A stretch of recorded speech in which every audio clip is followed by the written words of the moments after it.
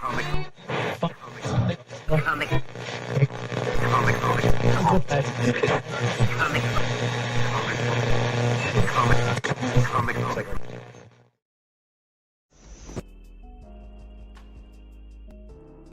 right, welcome. Hello, everybody. This is Comic Book Radio in the daytime. It's 1 o'clock Eastern over here. Usually we're on at night. The lighting's a little different. You know, I got the window, so... I'm your host, Peter Cimetti. This is episode 214. Today, my guest is... I call him MarV all the time, but I'm thinking I should call him MarV. I'll ask him when he's on the air. I meant to ask him before we got started, but we were having technical difficulties. So he'll correct me if I'm wrong. But I'm looking forward to talking to him today about perseverance and creativity. He had presented this idea to me to have this conversation, which I really like when someone wants to be on the show and they want to talk to me. They don't just go like, hey, I have a campaign. Let's promote it for an hour. I hate doing that. I don't like doing that for mine. I don't want to do that with yours. Nothing against you. I don't mind talking about it, but I don't want to do that for a whole hour. 10 minutes, 15 minutes maybe. What are we going to talk about for the most part, right? So he comes to me with this idea to talk about overcoming personal issues and struggles and, you know, lack of confidence, all these different things that a lot of people face. I've faced that. I'm sure you guys have faced that. I'm sure he's faced that. That's why he wants to talk about it. And that's a good topic, you know, so, and I like that when someone presents, this is what I could talk about with you for an hour, and I think it could be a good conversation. I like that stuff. So he took the initiative, and he presented that, which was good. So here we are today. We got Monster Fan here in the chat. What's up? Says, good to see MarV, or MarV, making a roaring comeback after all he has been through. His dark art is amazing. I look forward to hearing his meditations about overcoming adversity. I do too. Ara, what's up, Ara? Hope you're doing good. Thank you for being here with us today. We got Ben in the chat as well. What's up, Ben? Hope you're doing well. Thank you for being here. Genuine Comics, much appreciated.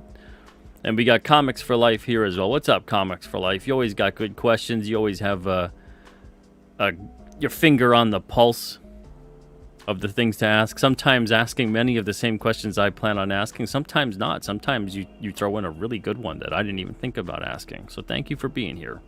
All right, so without further ado, let's bring him on. We'll be on for about an hour or so today. Give a big Comic Book Radio welcome to this gentleman here.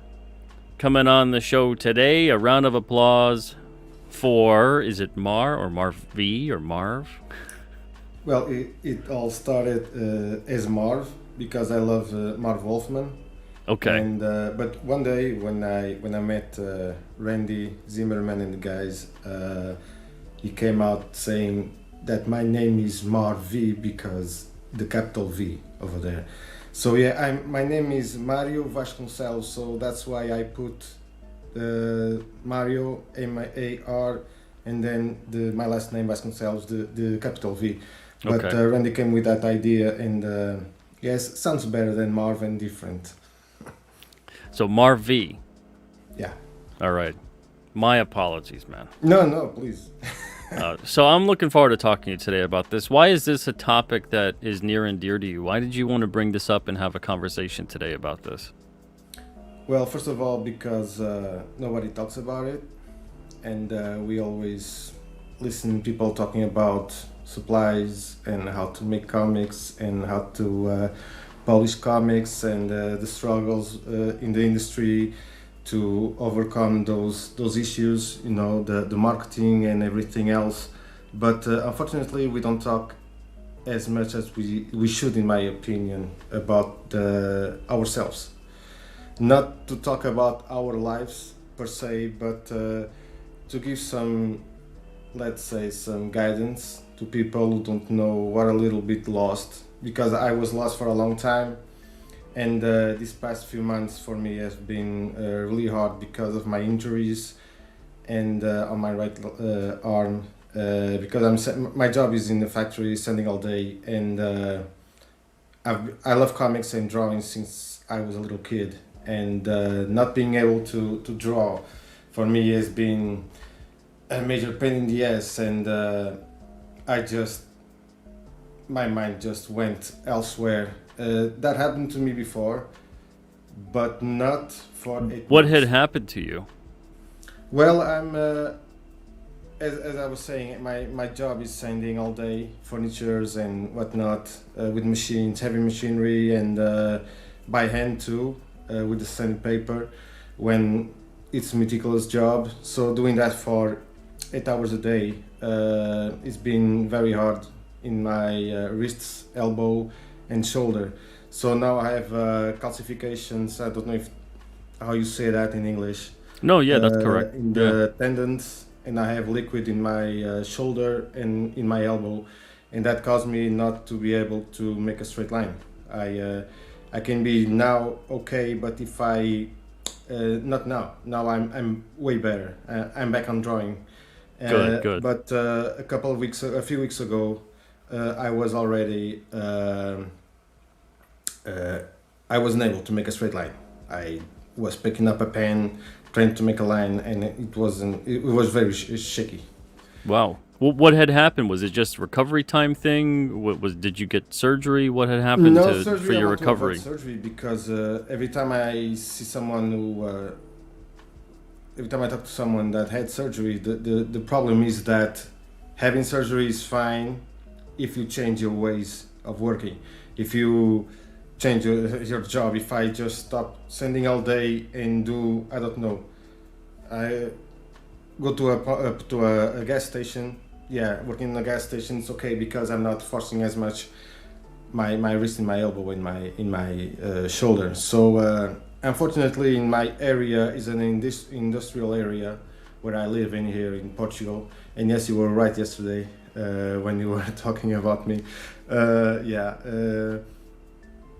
yeah, that's a big problem. So far, I'm not as bad as I thought that I was.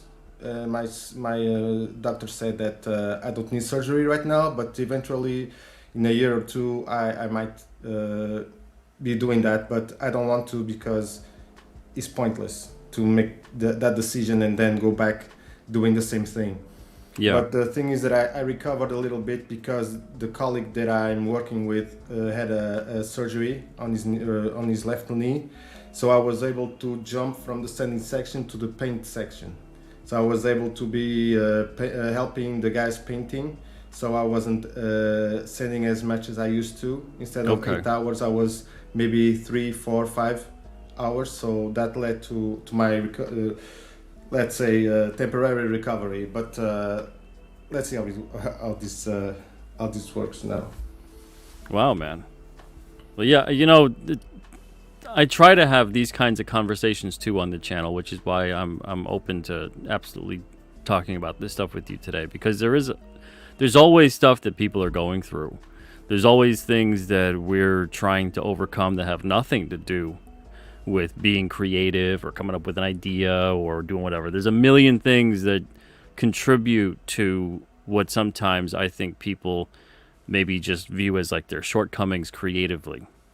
And instead there's other things that you have to kind of push past or realize that has an impact on you as well.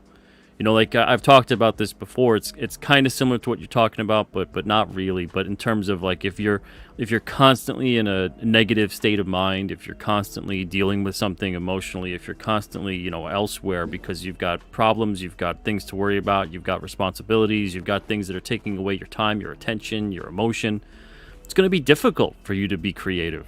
It's going to be difficult for you to get in that headspace. It's going to be really, really tough to want to constantly try to find time to escape into your work artistically when there's so much real life type stuff that you have to worry about. And you know, and that's a lot of the time. There's a million things, but obviously if you're going through something physically, that's going to be really tough.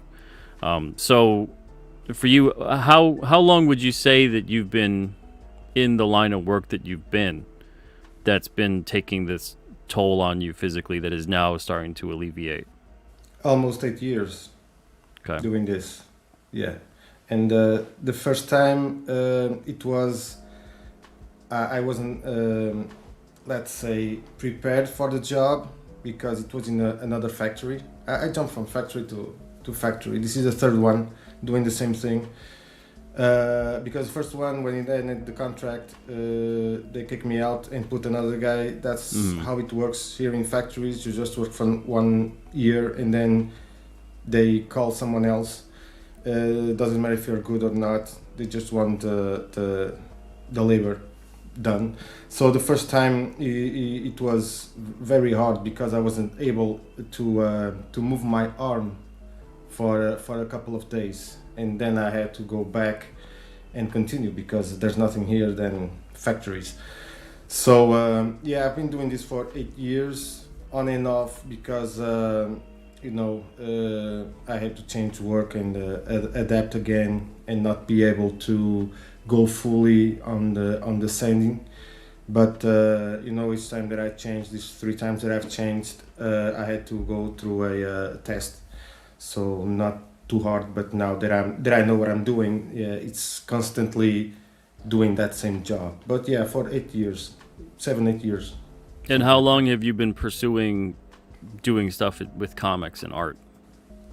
Wow, I started in the late 90s, early 2000. I used to be a painter. I did some exhibitions, some little ones, some big ones. The big ones were always a collective exhibitions. We had a bunch of themes, and I was fortunate enough to be invited for well-known artists because here nearby there's a town, a big village called Caminha that is art focused. And so I start there. I've met a few painters. They liked my style, and back then I didn't know nothing about comics when it comes to make one. And then I start doing exhibitions, and then money start coming, and it was fun for a few years. And then 2008 happened, and it's just nosedive very fast. And then I just kept doing because I love it. But after my mother-in-law died maybe 7-8 years ago, 8 years ago maybe, time flies, man. I just stopped making exhibitions because she was very critical about my work. So when she passed away, I just stopped doing it and didn't want it to continue. Same with my wife. My wife did some with me too. She painted too, and But comics came maybe 4 years ago. I stopped watching you and Jeff Lafferty, and then Randy and the guys, and then I met everyone, and it was fun. It was fun, and Pop Van Zandt too. What is it that made you want to get back into it? Because it seems like you really lost the drive to create. Yeah, I lost it for a long. Yeah, this man, when I was in my drawing table, I wasn't able to do anything. And when you try to do something like an athlete when he stops doing what he loves to do, the mindset just changes, and they stop making their thing, practice, and that's what happened to me. I stopped practicing drawing, and it's not only to draw, we have to practice also, and I wasn't able to do it. So my mindset went to 100 to maybe 20%, and everything just came crumbling down all the way. But the thing is that what kept me was my wife. My wife helped me a lot with this, and And was that the result of? Planet. Was that the result of that? Sorry? Was that the result of that death, or did something else that occur too? Sorry, I'm not listening to you now. Oh, was that the result of the loss that you experienced, you and your wife, or was there other factors as well? For a while. Yeah, I started there for a while, but then when I met the guys, everything just changed. Everything changed, and I started making my own comic. I was able to publish with Arrow Comics, and but then this problem with my arm, my wrist, and just start appearing, and this last 8 months was the biggest time that I stopped drawing, and I was starting the second chapter of my comic, The Sin Killer, and I just stopped. Just in a couple of weeks, I wasn't able to draw. I saw that decline starting, and starting to be bad every day. And then I just came to a point that I wasn't able to draw anymore. And I had to think about other stuff, like learning more about comics. Try to, if I can draw, I can do other stuff related to comics. I can write. So eventually, I will do something else if I can't draw. And I always got comics around me. So I buy comics. I learn a lot. I see streams, and I was thinking about it coming back. You know that I'm able to come back for a while. I don't know for how long. As long as I'm able to do it, I will apply those knowledge that I have, and I will continue the comic and the stories. And the important thing about this is to keep a focused mind. And like Balboa said in the sketch before, there's nothing else to blame. I can't blame my job because my job is giving me food to eat at night. So this is me. I can't. If I can't draw, is my fault because I'm not strong enough to make it. But I can provide for my family, and that's the thing that I have to focus right now. If I can draw. Absolutely. Now, mentally and emotionally, where were you at? That was like, what was going on that was making you really feel like you just didn't want to do that anymore, or you couldn't get creatively inspired anymore when you were experiencing that? Like, what was going through your head? What was going through you at that point? Well, the thing was, I snapped. One day I snapped. I woke up one day and I just eliminate my YouTube channel. I'm like that. I just exploded. I turn off everything. What brought that about? Just you were frustrated? Yeah, that happens. Constantly when this happens. It's the third time that this is happening to me. So one day I just wake up and do stupid stuff. You know, not against people that I know, but to myself. I don't want to go out of this last time when this started again. I went to work, came back, nothing. You know, I don't talk to anybody. I just go to bed, or I watch stupid shows on TV, and and so you were in like a depression. Yeah, maybe. I don't know if I had depression. I had back in my early 20s. I was taking meds, and I said to myself, no, never again. So the worst thing that we can do is to take meds. I know that for some people helps. For my wife has depression for over 10 years, and if she doesn't take her medicine, she changes completely. But now she's way better. But in my case, I had that experience before. I had to take medicine, and then I was sleepy all the time, and I wasn't able to be to come around stuff and be able to punch back what was happening to me at the time.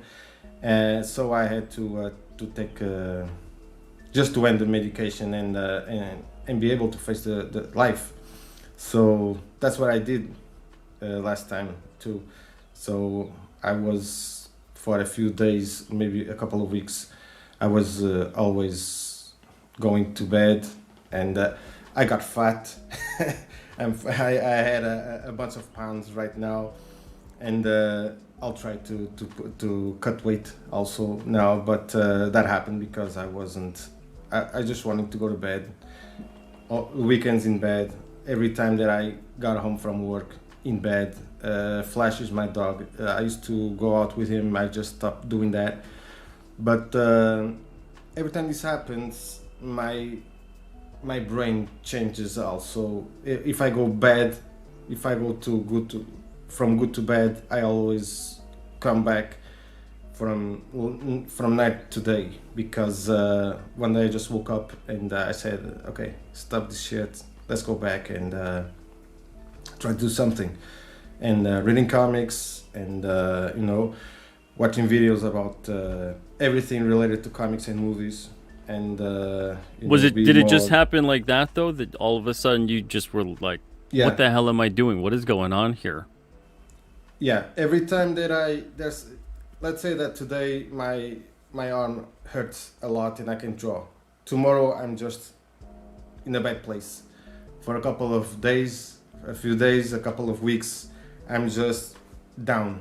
But then something clicks in my head and I go back because everything behind me always helped me. I open a book, I read it, and especially the old books. There's something there that always brings me back, and my world is my world. I know myself. Nobody else knows me, and there's always something there that that makes me, that snap that that you have to do something. You don't do it, but in that time, that song, that comic, whatever, snaps into something, hits in your mind, and then you change.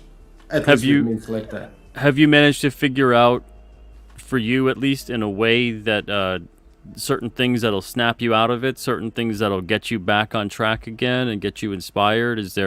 Are there particular books, mantras, philosophy, anything that you've been diving into that have helped you out to keep on course with having a more positive and focused mindset? Yeah, every time I open a book, something can happen.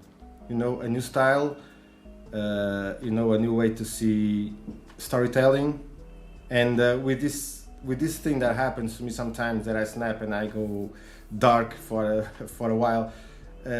When I come back, something happens like that. It can be whatever, but I know where to look at. Some people go to booze or drugs, or some people just do stupid shit when they are emotionally damaged. I go back to something that I like. Every time I go back to comics. I said it many times before. When I was a kid, comics saved my life, and it's true, because I was a very lonely kid. I understand the mindset of someone that was at foster care. I was always moving from house to house, but they were friends of the family, or even family, while my parents were working in Paris. They were immigrants, and that made me a different kind of kid. Back in the day, I was always alone, but the books, someone that I spent a couple of years told me at his home. It was one of the last homes that I've been. He had a private library, huge library at the attic, and I was always there. I love books since I was a kid, and he told me the world can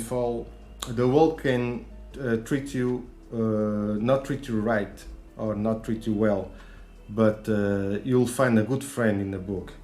And that kept me always since I was a kid. And every time I have a problem in life, whatever it is, it doesn't matter, I always go back to books, because there's always something that I can read that change my view of things. Any particular story or character that has really affected you? Yeah, the X-Men. Always the X-Men since I was a kid. Daredevil also when Born Again happened. That changed. Yeah, he was in deep shit. Sorry, and yeah, that was one of the books that Born Again. I got it. Born Again just was one of those books that made me, you know, that click in my head. And the stories of the X-Men back in the early 80s, those stories just there's something always there that gives you hope, you know. That's why I don't read Why do you Marvel think you anymore. related so much to those characters and those stories? Sorry. Why do you think you related so much to those characters and those stories? Yeah, because you know, Nightcrawler was a loner. You, I was a loner when I was a kid. He was chased by humans back in Germany. I was bullied when I was a little kid. I was kind of I saw Nightcrawler. I saw myself as Nightcrawler when I was a little kid, because I was bullied a lot when I was at my uncle's house in a fisherman community, and I was the only kid that wasn't son of a fisherman, so I was an outsider. And every time that I left, every time that I wanted to go see my cousins that lived in the other side of that community, that neighborhood, those kids saw me on the street, and oh man, it's hunting time. But yeah, I was able to overcome that in a funny way, if I may tell you. uh, I found one of my aggressors walking alone Mm-hmm. towards the that community, because that was a small community, and then you have a long road to the city, and it was like a mile or something like that. Now you can see there, if you go now, there's a lot of houses around, and a school and whatever. But back then, that was the city, and then that road and that community there. And one day I just found out that I just found one of those guys alone, walking that huge road, and I just stood next to him and start talking to him, just like that. I didn't know how he was going to react, you know, if he was going to punch me or not, but he wasn't with his buddies, so we were basically the same size, and I just started talking to him, and we went to the community. Everybody saw us talking, you know. I just said, "See you tomorrow. Bye bye." Next day, "Hey man, how are you? Hey." And the bullying just stopped right there. That Wow, man, that's was beautiful. Yeah, that was funny as hell. Now thinking about it, very very funny. And now I see the guys 30 years, 40 years later, and hey man, how are you?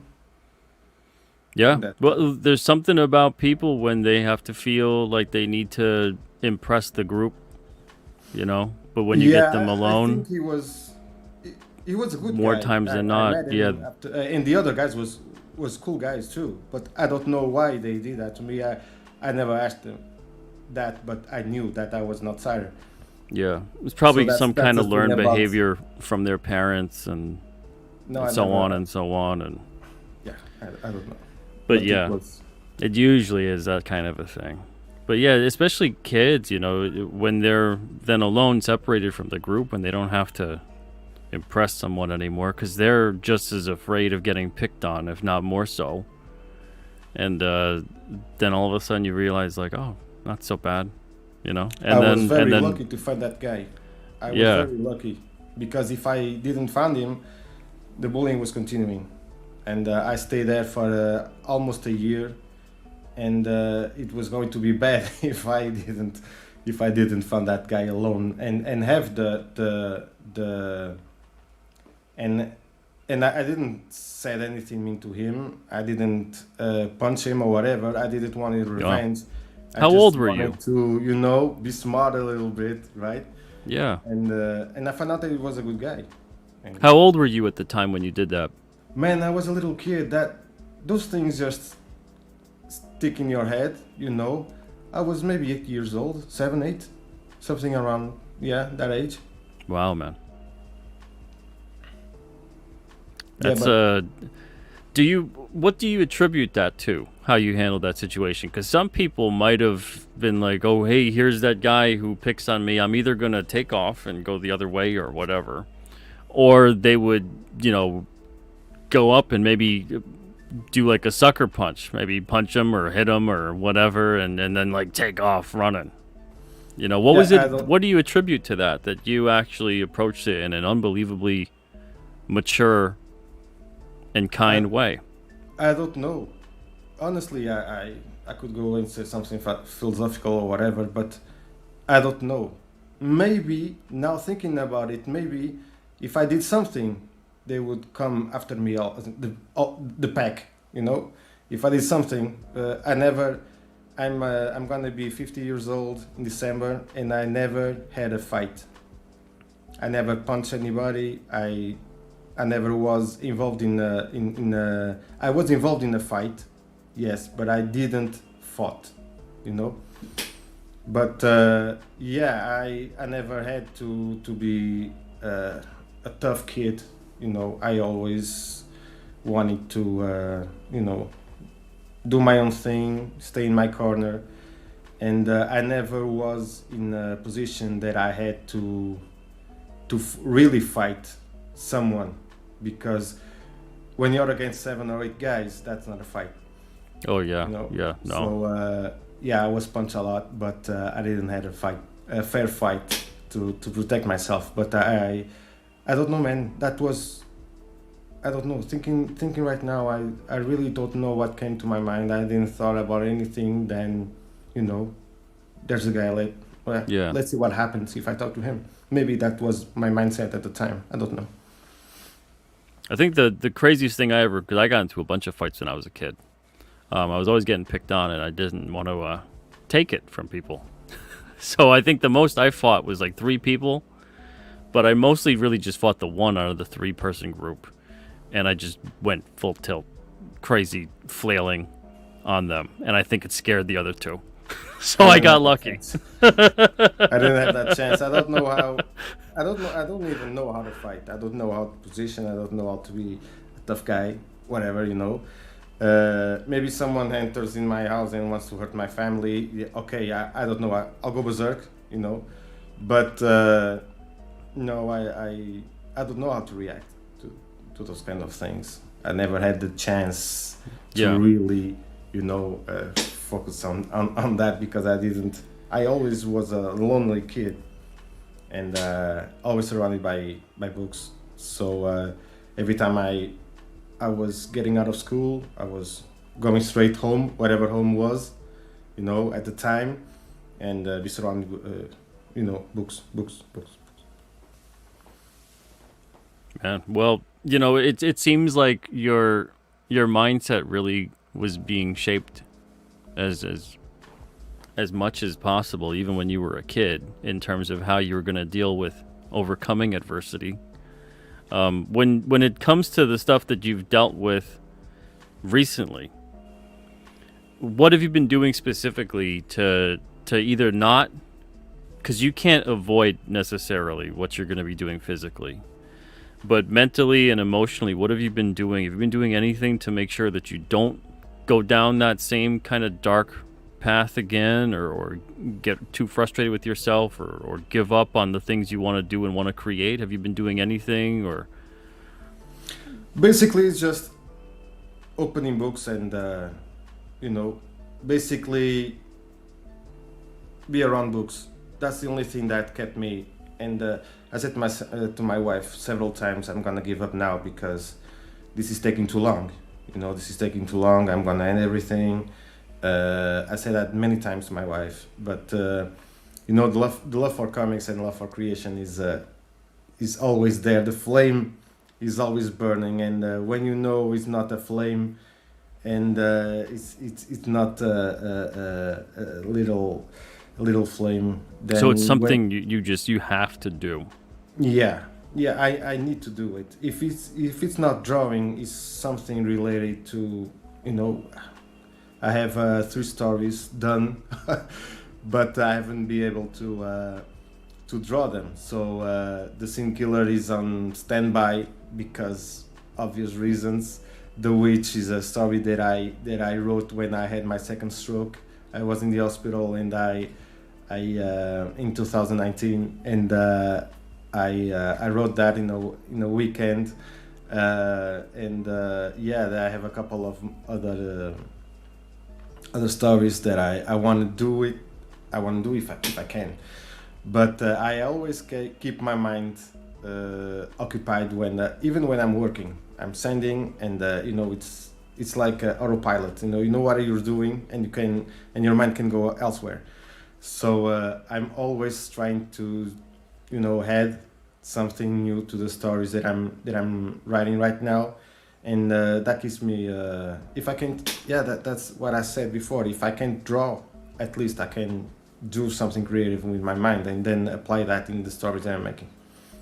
Are you working with anybody else to create your stories? No, I'm doing everything by myself. I'm writing the Sin Killer. I did it 100%.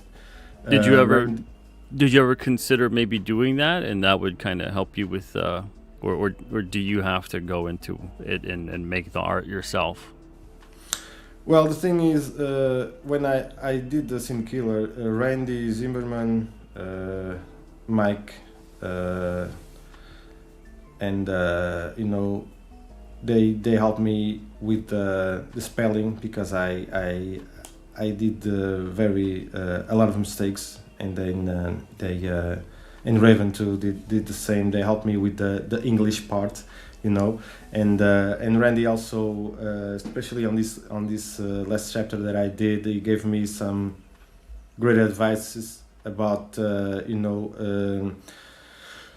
the dialogue boxes, so to make the fluidity better, how to flow and all those things. So I have a lot of help from them when it comes to the creativity and the writing, and yeah, I did it by myself, and I thought about hire someone for the Witch, especially because I think, and I showed the story to a couple of people, and they really liked the story.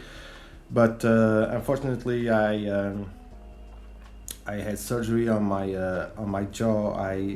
I missed a tooth, and I have to pay that surgery. And my car broke down. I had to buy another car, so I wasn't able to hire anyone. And I got this guy. Marv, how much bad luck have you encountered in your days, my friend? Sorry? How much bad luck have you encountered in your days? Man, Because 2024 has been hard, man. Well, because you So mentioned the work-related stuff, but it sounds like you're dealing with a whole hell of a lot. Do you want to just go into that? Like, what have you been up against in the past, however many years? Oh man, beside death in the family, like everybody, everybody has. Yeah, the health of my wife, the health of my own health. Money problems, a little bit of everything, and and my injuries. Yeah, this year was very, very, very well. It's going bad, actually, but I'm coming back from my injury, and man, it's like I said, we have to. Doesn't matter how much life punches you, right? The important thing is to get up and continue. I've been through a lot over the years, but I always find my way to come back. So, well, that's great, man. I hope you always do. Thank you. In terms of what you're dealing with now physically, in Comics Life, this is a question I was actually just about to ask too. Because of the injury with your arm, how has your art style changed, if at all? And or at least how have you been trying to make it not change as much as possible? No, the thing is that I try right now for this chapter that I'm making right now. I'm trying to make it as simple as possible. John Romita Jr. said that his style is deadline style, you know, and that's what I wanna make. Uh, I'm doing right now a huge Dracula piece because I want to train my inking. So Okay. after that piece is done, I'm going back to my comic. So I'm preparing myself mentally and physically to do that because it's not enough to start drawing.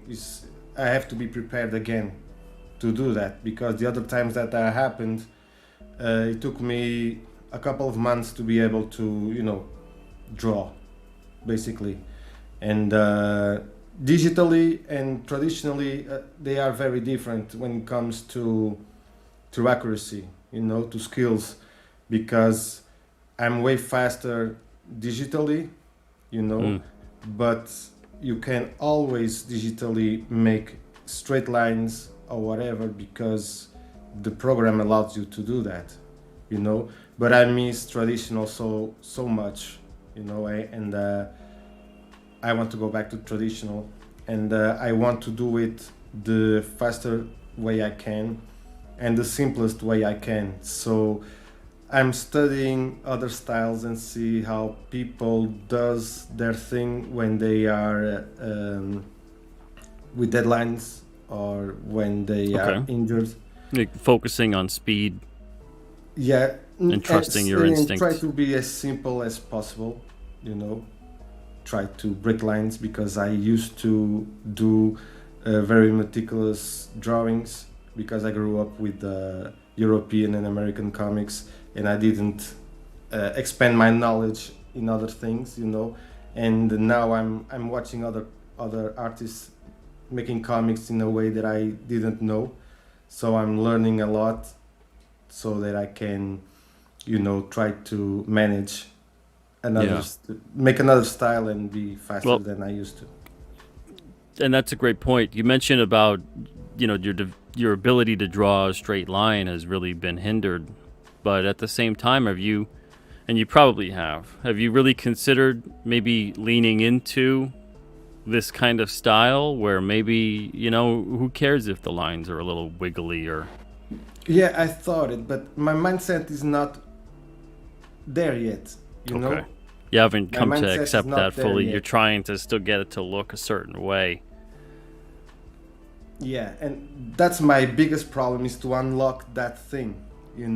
Be able to, if it's not perfect, screw Yeah. it. It's there. Yeah. And I've been watching a lot of artists that have amazing comics, and Pinterest has been a lot. I've been watching Pinterest stuff in the past few months, and I found a bunch of artists that have a unique style, and that style, that clunky style, that relaxed style, that lacks on mine. So I Yeah. want to emulate a little bit of that freestyle in comics, and that's what I'm looking for right now. Is to in during my injuries, if I go back there, if I go back to that rabbit hole, if I go back again, at least I'll go back with another mindset instead of exploring. Okay, Yes. I I hope. can do Yeah. this, and Don't this do is that how I'm going anymore, to do Mar. it. Can I Sorry. just call you Mario? Is that okay? Yeah, nice. It's my Okay. name. All right. God Yeah, given name. but yeah, Mario, don't do that anymore. Don't. I don't want to see you exploding anymore, or deleting all your stuff, or saying you don't want to create anymore. And I'm glad that you mentioned that too, because it, whether you realize it or not, and I think there's a lot of times where we don't realize it because we want to do something else so much. We had our hearts and our minds set so much on this one thing, this one goal, whatever it may be. And you believe so much that there's only that one real way for me to get there. I can't do this. I can't do that. I gotta take this path. I gotta get to that goal. And I think we don't realize it until enough time has passed, Yeah, because we're generally forced to have to accept that there are different ways. I could still get to that goal. I just gotta change up some strategies. I just gotta understand and adapt what I have going for me, and use that, and play that as a strength. And even if at one time you thought it was a weakness, now turn it into a strength. And I want to see you really do that, because I got to tell you, man, straight lines are overrated. Yeah. Straight lines are overrated. So much so to the point that I would say that, even if you want to go and use a ruler to get your straight lines or whatever it is, when you go in there and you ink it freehand. And I don't just say that for you. I say that for everybody. I say it for myself.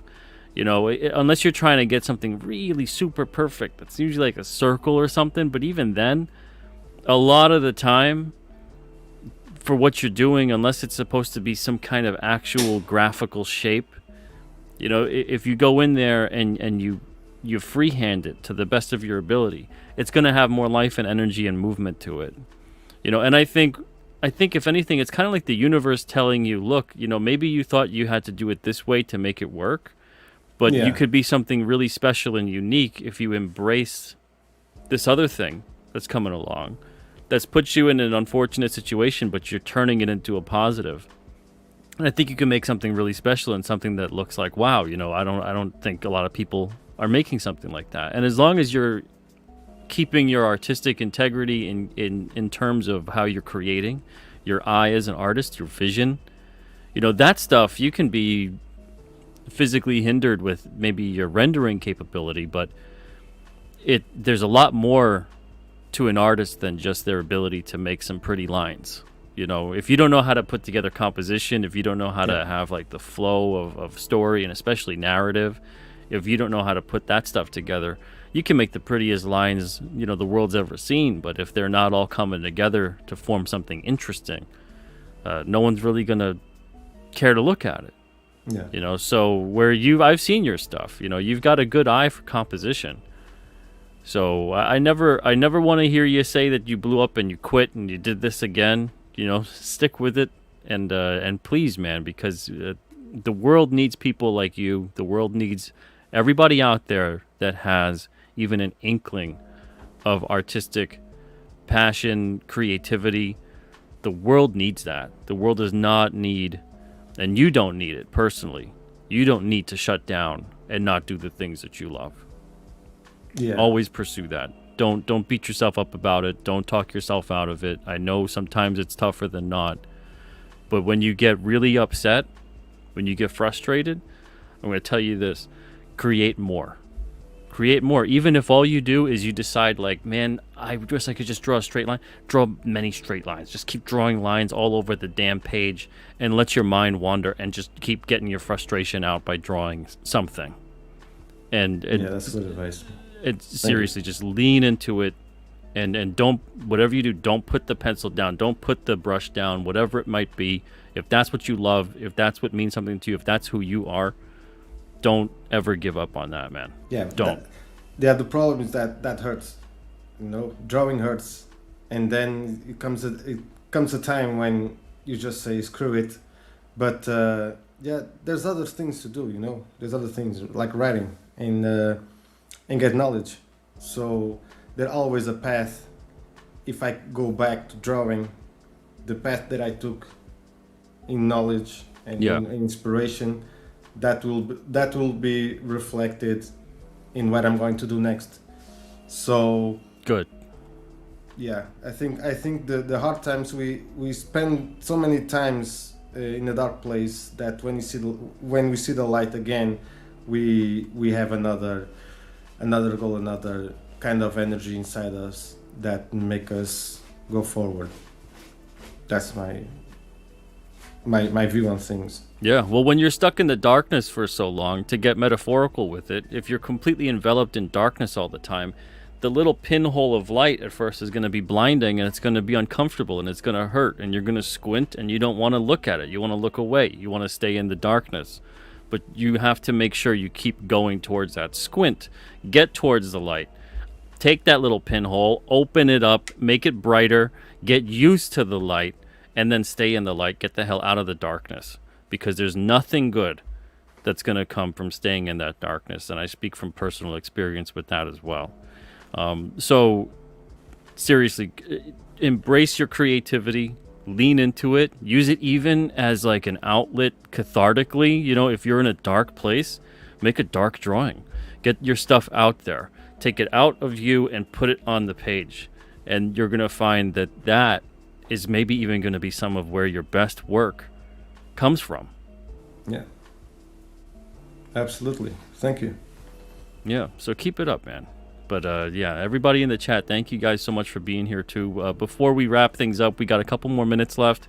Is there anything for those that are out there struggling, maybe with something either similar to the physical ailments you've had or something similar to the mental and emotional things that you've been through over the years? Any kind of words of advice that you'd like to give for them? What I always say is that you have to keep yourself in your own world, you know. It's not bad to be alone for a while. If something happens, just that's how I work. I stay with the things that I love, my wife, my comics, my music, you know, the movies, and just do whatever you like, and do whatever makes you happy. If you can't do something that you really love, there are other stuff that you love, and you can do it. So when you go back to do the thing that you really love, then you'll have, man, you'll be so much powerful than before, and your comeback will be amazing. So yeah, that's the advice I give to everybody. Yeah, that's good. Yeah, 100%, man. 100%. You just got to keep finding a way forward because it's there. Yeah. It's there. But, you know, it's easy to start, you know, feeling bad for yourself and start convincing yourself because no one else is going to convince you. You know, if anything, if anyone comes along, if I tell you, Marv, you know what, just stop. You can't do it. You suck. I love when people... You're going to be like, you know what? I'm going to prove you wrong. So the only person who's going to convince you to stop is you. And don't let that happen. In my early... when I started making exhibitions, one of my very first exhibitions that I did, a painter went there and said that my art was shit, basically. Everybody loved it, but that guy told me this is shit because you didn't draw this well, you didn't draw this well, you didn't draw this well. And the next time I did, and the next exhibition that I did the year after that, he came down there at the same place, same gallery, and he didn't say anything. So we just walked there, and then I spent the whole year thinking about my next exhibition, and that motherfucker came there, sorry. And yeah, I didn't say anything. So. Oh man, yeah. So the only person that's gonna make you stop is you. Yeah. You know. Basically, yes. And a lot of the time, people they're looking for someone else to blame, and that's why they stopped. You know, they go, oh well, you know, because they said no, and they rejected my thing, or they didn't like my submission, or they didn't say this, or they just. So that's why I stopped. No, you stopped because of you. Yeah. You stopped because of you. No one else but you can make you stop doing the things you love to do. And maybe at one point in time you realize, you know, I just don't love this enough. But if you really love it enough and it means something to you, don't ever stop. It doesn't matter who the hell tells you that you can't do it or you don't do it well enough or you should do it like this or you should do it like that. You know, hey, whatever. People are going to say everything. But if you start listening to everybody else and define you, and that's who you are is based on what everybody else says you are, and you don't know yourself at all, you don't believe in yourself, you have no idea who you are, it's going to become real easy to tell you who you are. And don't let people do that.